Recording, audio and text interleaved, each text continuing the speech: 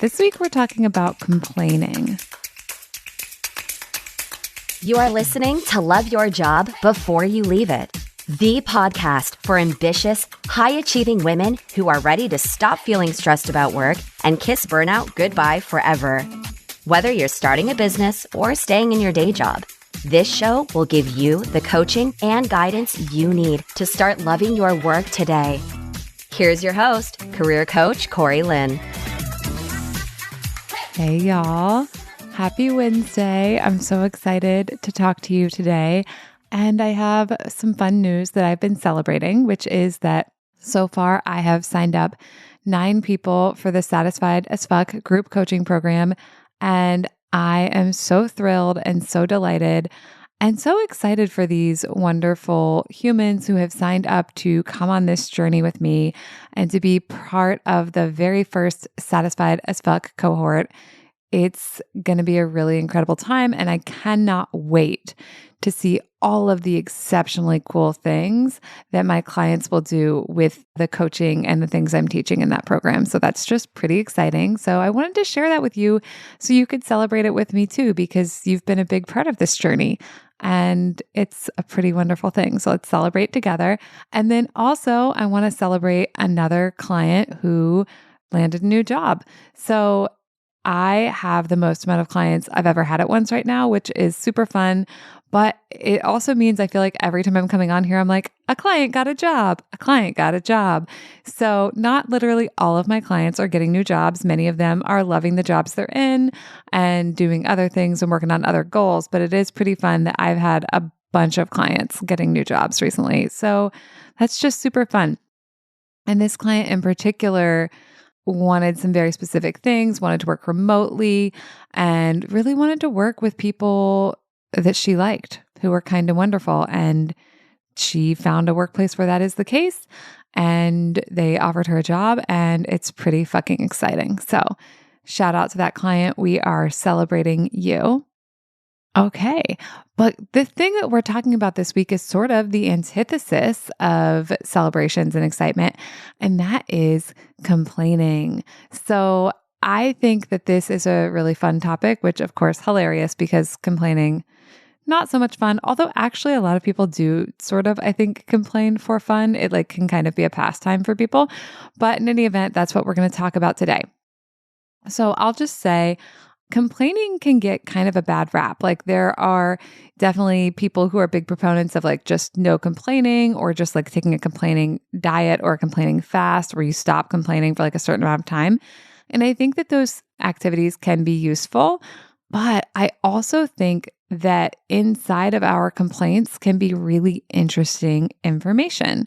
So one of the things that I want to offer to you is the idea that instead of just judging ourselves or shaming ourselves for complaining, or instead of just like, being in the complaining and just like in the not liking of what's going on and in that like sort of headspace, we can kind of step outside of the self that is complaining and sort of regard the complaining with, I'm going to offer like mindfulness, but also compassion.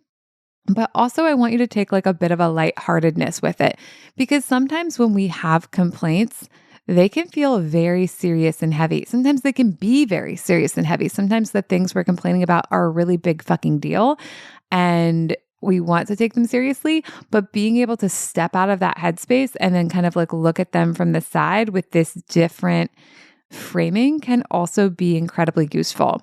So one of the metaphors that I offered a client recently was that complaining or like noticing what we don't like about something is also how we can word this. Doing that is like a layover. There's nothing wrong with having a layover. I personally don't prefer them. I would prefer to fly direct.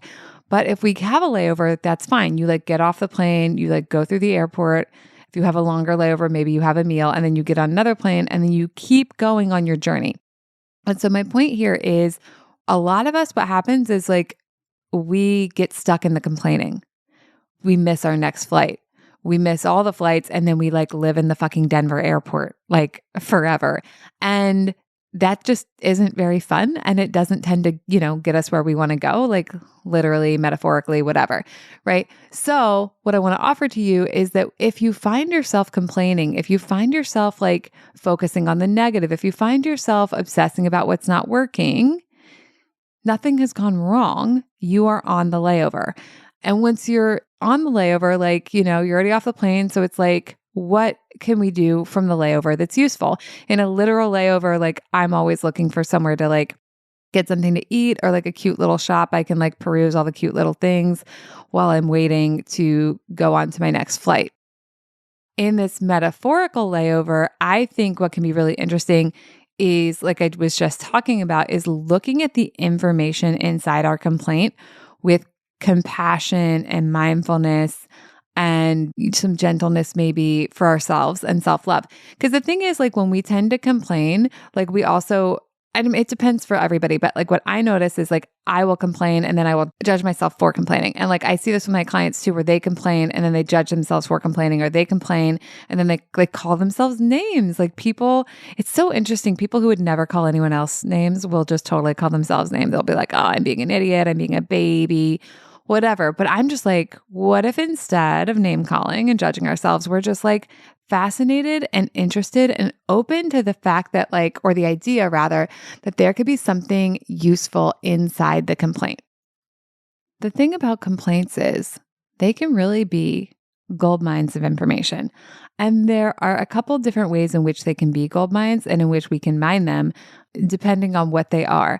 So I think sometimes complaints can be gold mines in that they can reveal to us what we don't like and would like to change. There are many things in this world that I don't prefer that the way that they are be the way that they continue to be, and I would like to see them change. And like just some obvious examples are like, I don't prefer patriarchy. I don't prefer living in a country that was set up based on white supremacy. I don't prefer ableism. I don't prefer heteronormativity. I would like to see those things change. So if I notice like my brain wanting to complain about those, there's nothing wrong with me complaining about those things. But again, I don't want to get stuck in the Denver airport of like, I'm just complaining and I'm not doing anything. Now, listen, that doesn't mean you have to do something. If you want to complain and do nothing, like that's your fucking prerogative. You get to do whatever you want. Like we talk about all the time. But for me, what happens if I complain and get stuck there is then I begin to feel helpless and hopeless and like there's no point in trying, and I will go directly into the fuck it effect. And that's just not, for me, a very fun place to be. It's not where I want to go. So complaining and spending time with my own complaints, spending time with my own idea of what's not working from this like kind of sideways perspective of like having compassion and gentleness and kindness, and also curiosity to like kind of look at the complaint and go like, what's happening here? Maybe the complaint is alerting me to something that like my values have like a lot of thoughts and feelings about that indicate that I would like maybe like to work on that because that's not the way I want the world to be. That can be one way in which our complaints can be a gold mine of information. Another way our complaints can be a gold mine of information is that complaints reveal our thinking to us. Complaints like they reveal our habitual way of seeing things to us. So when we're willing to look at our complaints without judging ourselves, with compassion for ourselves, what we're also going to find sometimes is complaints that we would rather just fucking let go of or not keep, or that like are no longer relevant, or sometimes they're not even our complaints. They're the complaints that we have internalized from that social conditioning that we've all received. So this is kind of like the podcast episode on anger, where we talked about like sometimes when we examine our anger, we're like, yes, I want to keep this anger. And then what do I want to do with it? Like, what do I want to do about it? But sometimes when we discover our anger, we're like, I think I'm going to let that shit go. So this is like very similar, but with complaining. But I think, just like anger, a lot of us are not looking at our complaints in this kind of sideways view that can kind of help us mine them for information, and that can turn, the complaint into something that is like a way to get to know ourselves better, a way to decide who we want to be in the world, a way to be clearer about like what the fuck we're trying to do. And I think looking at our complaints this way, it helps us complete the flight, right? It helps us get on the metaphorical next plane and go to our destination and then have a nice time there, rather than getting stuck in that metaphorical Denver airport. So, one of the things that I talk about all the time is instead of starting with what's not working, starting with what is working, and then like making that list and building up positive emotion, and then using the positive emotion to tackle the what's not working list. And that's a perfectly great way of doing things. I do stand behind that. But for the purposes of this episode, I want to pitch it a little bit different, which is like we start with the complaining and we like make kind of like write the complaints down, and then we step out of the self who is doing the complaining, and we sort of do like a little sideways step into this other kind of identity. The witness identity. Literally, it's still going to be you. Okay, obviously, right? But it's like stepping outside of the headspace of the complaint into the headspace of like observing the complaint, into the headspace of examining the complaint, into the headspace of like, what is this complaint teaching me about myself? What is this complaint creating for me? Is this bringing something to my attention? And then like, where do we want to go from there? So where we go from there is, again, we mine the complaint for information. And then after that point, how do we complete this? Like, how do we get out of the fucking Denver airport and back onto the plane so we can like keep going on and about our journey?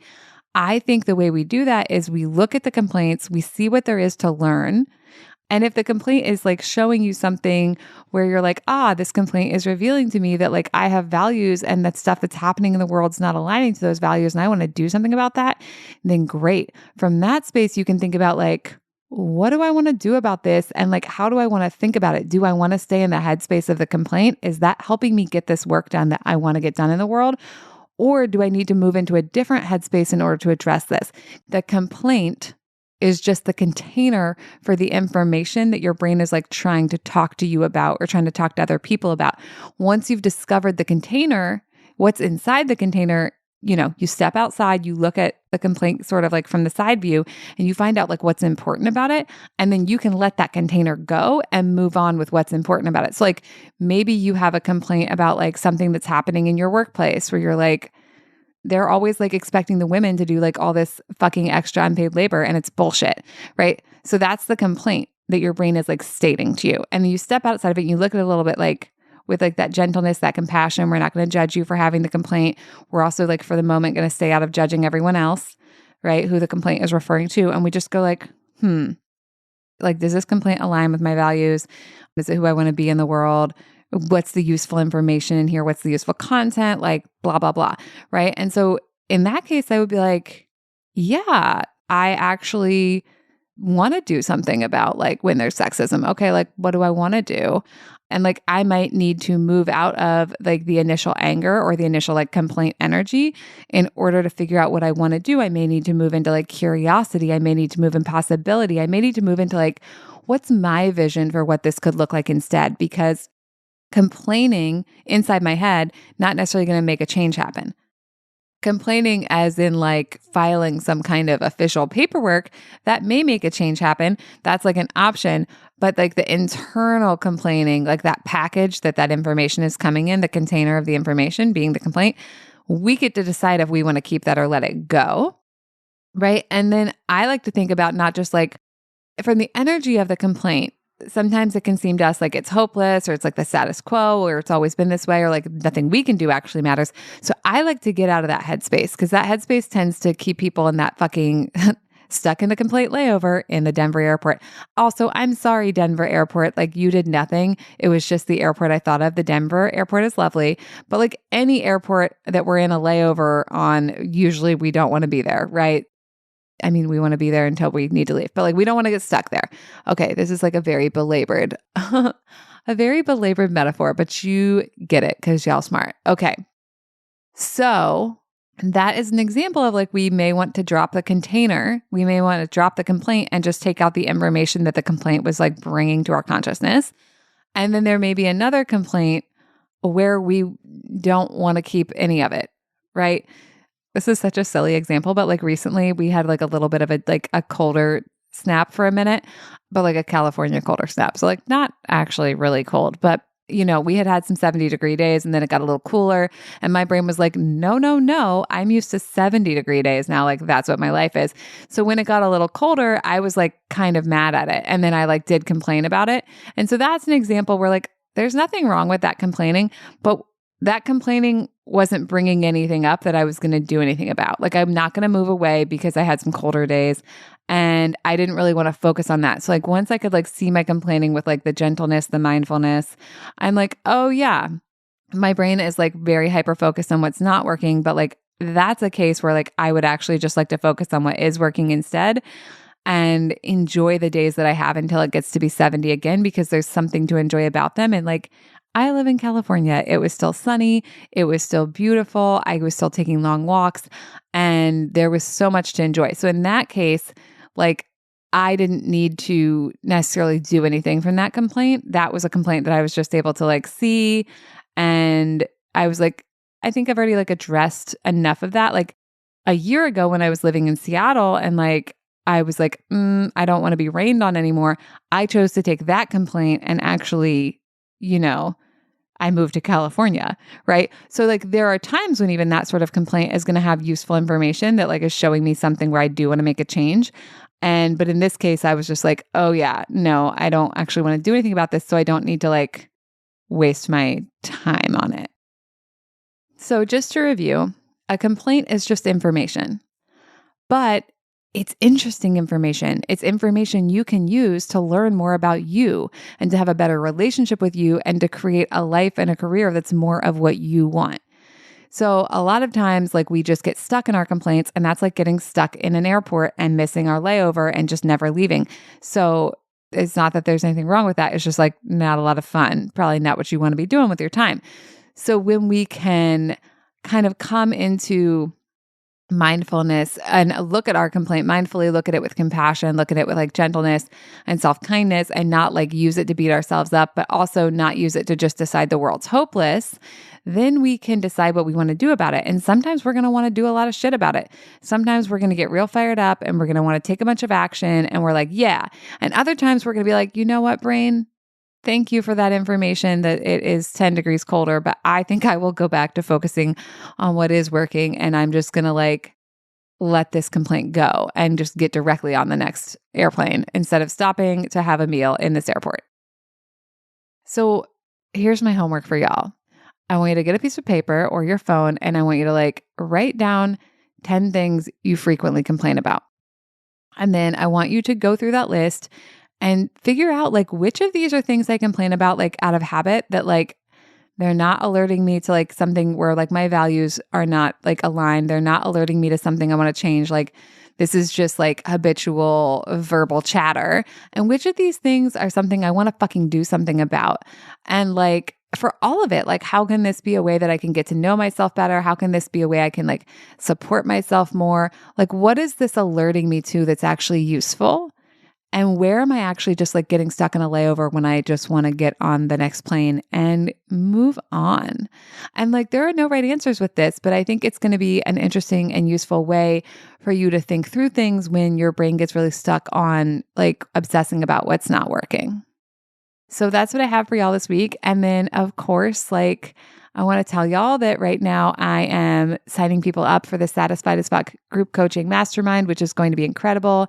It's going to be career coaching. It's going to be life coaching. It's going to be absolutely life changing. And I also am signing people up for one-on-one coaching. So if you want to have a cozy coaching relationship, just me and you and your brain, making your career and everything in your life amazing, that's also an option for you. And you can head on over to my website to sign up for a consult call for either one. All right. Thanks, y'all. Have a great week, and I will talk to you next time. Thank you for listening to Love Your Job Before You Leave It. We'll have another episode for you next week. And in the meantime, if you're feeling super fired up, head on over to CoreyLynn.com for more guidance and resources.